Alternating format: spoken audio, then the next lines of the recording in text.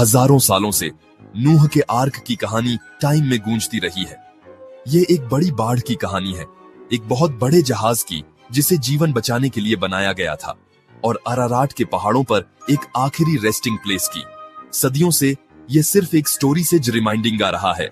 यह एक मिस्ट्री है जिसने एक्सप्लोरर्स, एडवेंचरर्स और साइंटिस्ट्स को पृथ्वी के कुछ सबसे वाइल्ड टेरेंस में ड्राइव किया है। आर्क की तलाश फेथ और एंड्योरेंस का एक सच्चा एक्सपीडिशन है। बहुतों ने देखा है और बहुतों ने सिर्फ हार्श कंडीशंस और लैंडस्केप्स की कहानियों के साथ वापस लौटे हैं जो उनके सीक्रेट्स को टाइट रखते हैं। लेकिन आज पूर्वी तुर्की की रग्ड सॉइल पर खड़े होकर हम इस प्राचीन पहेली के एक टुकड़े को अनकवर करने के पहले से कहीं रिमाइंडिंग करीब हो सकते हैं। इस इनक्रेडिबल नए चैप्टर का फोकस दूरुपुनार फॉर्मेशन नाम की एक जगह है। यह माउंट अराराट की मेन पीक पर नहीं है, बल्कि लगभग 29 किलोमीटर साउथ में है, एक ऐसे रीजन में जिसने लंबे समय से रिसर्चर्स को इंट्रिग किया है। हवा से देखने पर यह एक बड़े बोट के आउटलाइन जैसा लगता है जो खुद लैंड में इम्प्रिंटेड है। दशकों तक इस साइट को बहुतों ने नेचर की एक ट्रिक के रूप में डिसमिस कर दिया था। मड फ्लोज और जियोलॉजिकल प्रेशर से बनी एक कोइंसिडेंटल शेप। यह इंटरेस्टिंग था, लेकिन डेफिनेटिव नहीं था। हालांकि रिसेंट टेक्नोलॉजिकल एडवांसेस ने हमें सरफेस के नीचे देखने की अनुमति दी है, अर्थ और टाइम की लेयर्स को बिना एक भी स्पेड उठाए वापस पील करने की। ये अब सिर्फ एक शेप देखने के बारे में नहीं है, ये अंदर क्या है उसे एक्सप्लोर करने के बारे में है। गेम को बदलने वाली चीज डेटा का एक नया सेट है जिसे डेडिकेटेड रिसर्चर्स की एक टीम ने इकट्ठा किया है, जिसमें नोआज आर्क स्कैन्स प्रोजेक्ट भी शामिल है। उन्होंने इस फॉर्मेशन की सबटेरेनियन वर्ल्ड को मैप करने के लिए powerful tools, specifically ground penetrating radar लाए हैं।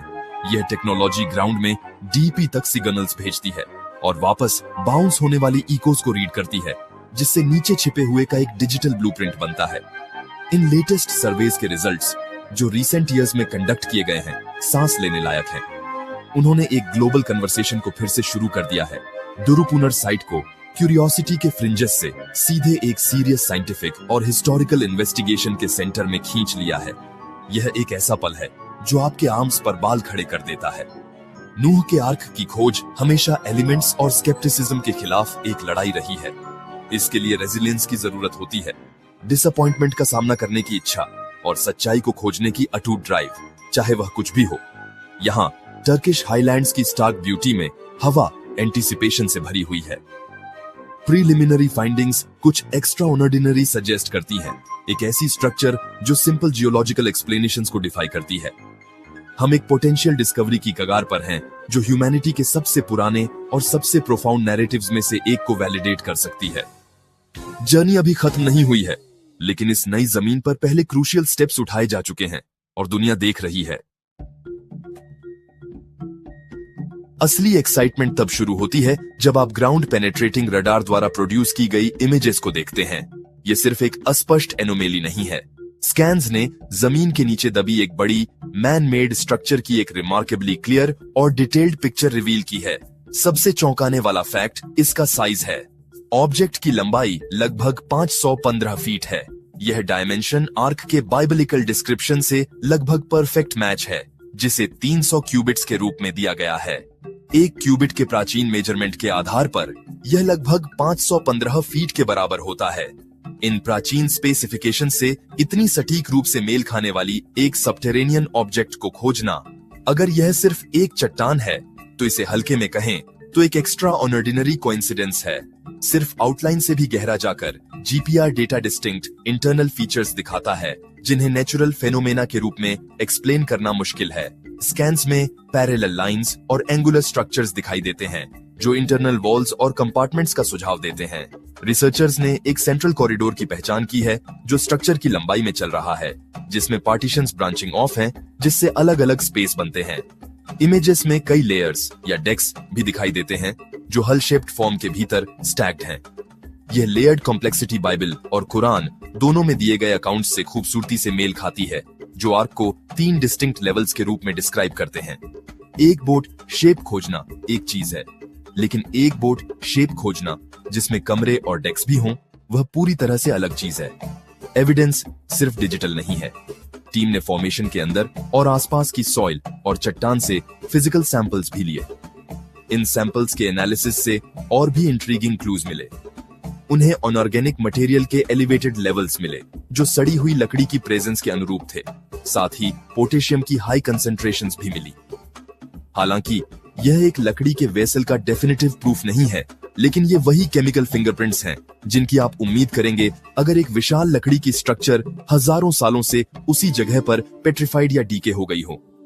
ये सजेस्ट करता है कि एक बार वहां कुछ ऐसा था जो आसपास की जियोलॉजी से अलग था, कुछ ऐसा जिसमें जीवन और वेजिटेशन के बिल्डिंग ब्लॉक्स थे। इन सभी टुकड़ों को एक साथ रखने की कल्पना करें। आपके पास जमीन में दबी एक ऑब्जेक्ट है जो सही साइज और सही शेप की है। जीपीआर स्कैन्स दिखाते हैं कि इसमें इंटरनल कमरे, वॉल्स और मल्टीपल डेक्स हैं, ठीक वैसे ही जैसे प्राचीन टेक्स्ट्स में डिस्क्राइब किया गया है। साइट से लिए गए सॉइल सैंपल्स में डिकेड अनऑर्गेनिक मैटर के केमिकल ट्रेस दिखते हैं जो लकड़ी जैसी किसी चीज की फॉर्मर प्रेजेंस की ओर इशारा करते हैं। हालांकि अभी तक किसी ने गोफर वुड का एक ठोस प्लैंक नहीं मिला है, लेकिन क्यूमुलेटिव एविडेंस एक कंपेलिंग पिक्चर पेश करता है।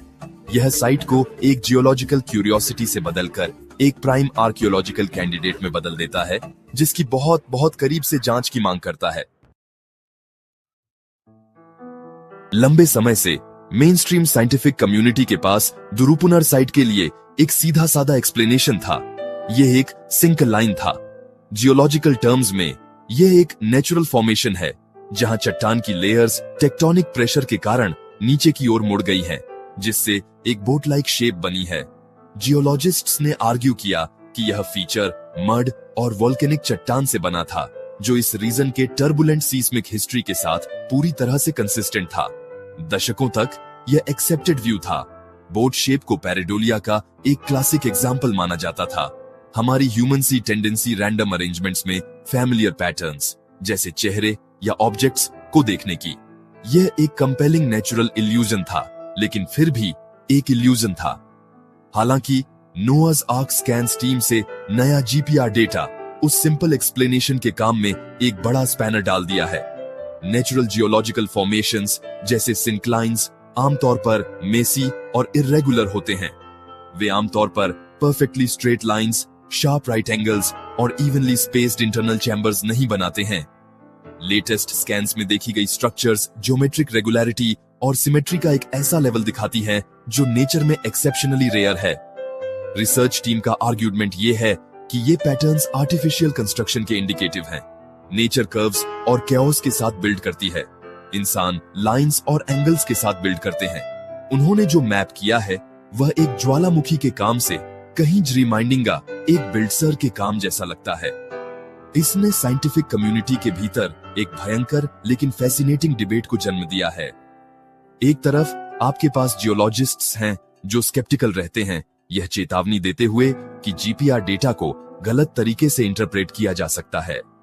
वे आर्ग्यू करते हैं कि विभिन्न प्रकार की रॉकों और मिट्टी की कॉम्प्लेक्स लेयरिंग कभी-कभी रडार रिफ्लेक्शंस बना सकती है जो आर्टिफिशियल स्ट्रक्चर्स जैसी लगती हैं। वे सही ढंग से बताते हैं कि जब तक आर्क का एक फिजिकल पीस एक्सकावेट नहीं किया जाता है, तब तक हमारे पास केवल पैटर्न्स और केमिकल ट्रेस होते हैं, निर्णायक प्रूफ नहीं। वे बनाए रखते हैं कि सबसे लॉजिकल एक्सप्लेनेशन अभी भी एक अत्यधिक असामान्य लेकिन पूरी तरह से नेचुरल जियोलॉजिकल फीचर है। असाधारण दावों के लिए, जैसा कि वे कहते हैं, असाधारण सबूत की आवश्यकता होती है।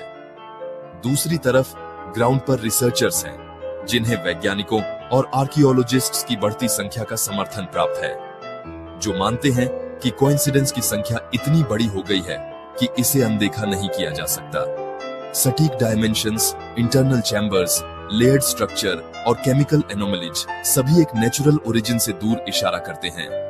पास में प्राचीन मिट्टी के बर्तनों के टुकड़ों की रीसेंट डिस्कवरी, जो चालकोलिथिक पीरियड से डेटिंग करते हैं, यह भी साबित करती है कि यह क्षेत्र नोआ से पारंपरिक रूप से जुड़े टाइम फ्रेम के दौरान आबाद था। यह साबित नहीं करता है कि स्ट्रक्चर आर्क है, लेकिन यह प्राचीन ह्यूमन गतिविधि को सही जगह और सही समय पर रखता है, जिससे अनफोल्डिंग मिस्ट्री में एक और परत जुड़ जाती है। अभी दुरुपनर साइट एक रोमांचक लिम्बो की स्थिति में है। एविडेंस इनक्रेडिबली प्रॉमिसिंग है, शायद नूह के आर्क की लंबी तलाश में किसी भी अन्य पॉइंट से जो रिमाइंडिंग का। हाईटेक जीपीआर स्कैन्स ने एक प्राचीन दबे हुए विशाल वेसल की एक लुभावनी झलक दी है। केमिकल डेटा एक बड़े लकड़ी के स्ट्रक्चर की पॉसिबिलिटी को बैक करता है।